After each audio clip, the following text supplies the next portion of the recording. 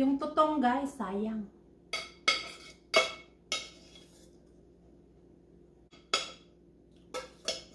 Sarap.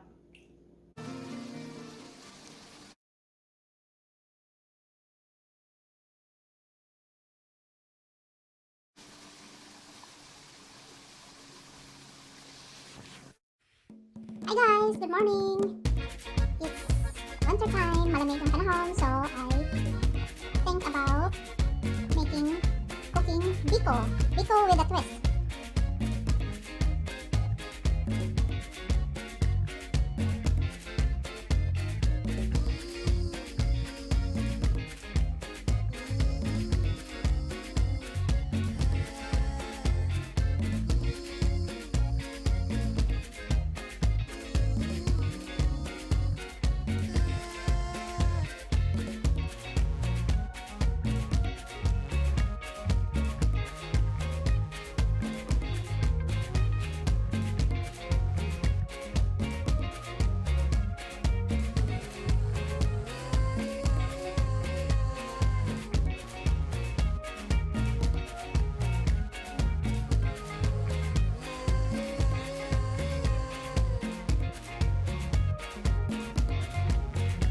This will give really a really nice aroma.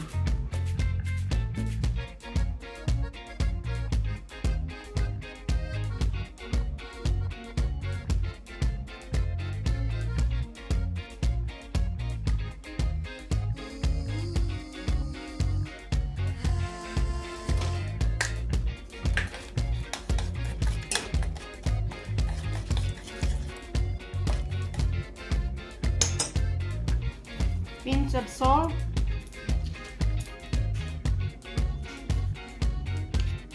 a little bit of vanilla.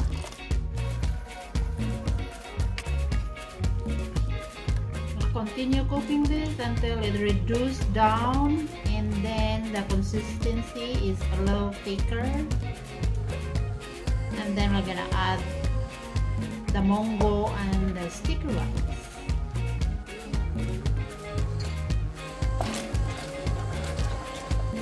Guys, I can smell the nice smell of the pandan leaves. Sa Bisaya kasi lagi kami gumagamit nito pag gumawa kami ng biko. Bakit nga ba ang biko pag tayo gumawa hindi masyadong masarap? Pero pag ang kapitbahay ang gumawa, ay nako, ang sarap.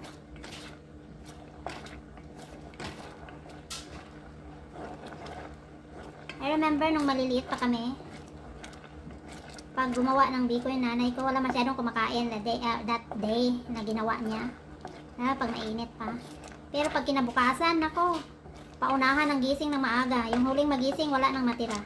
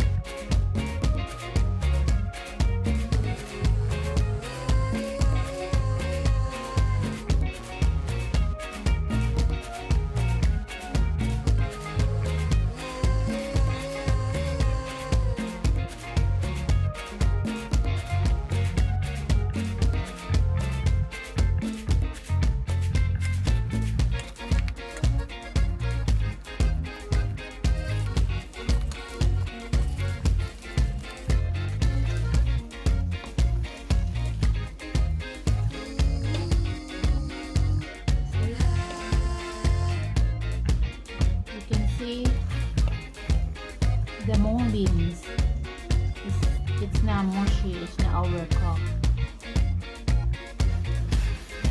There's still a little bit of texture.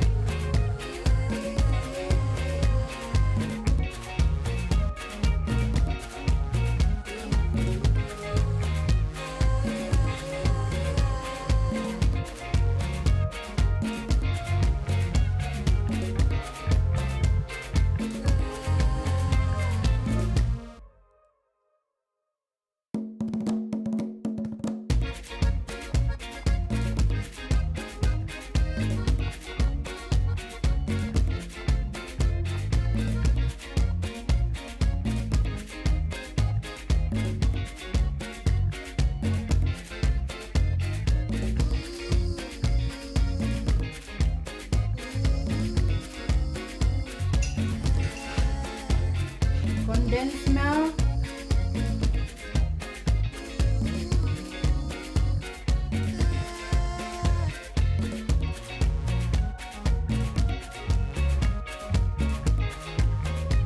There you go, guys.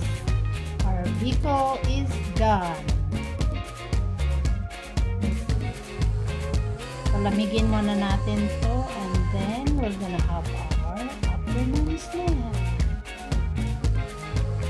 Later, guys. Ta-da-da! Our biko is done. So, merienda time. Biko time. Look at that, guys. Oh my.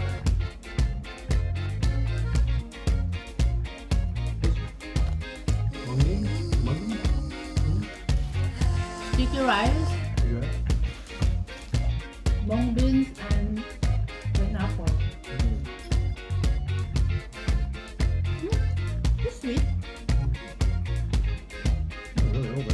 because of the pineapple.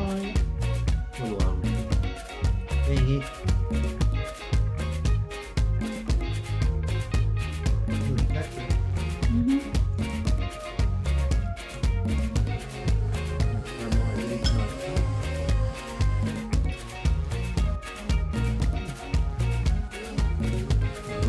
The mung beans. The overcooking mung beans, so it's not much. That's it for today, guys. Biko.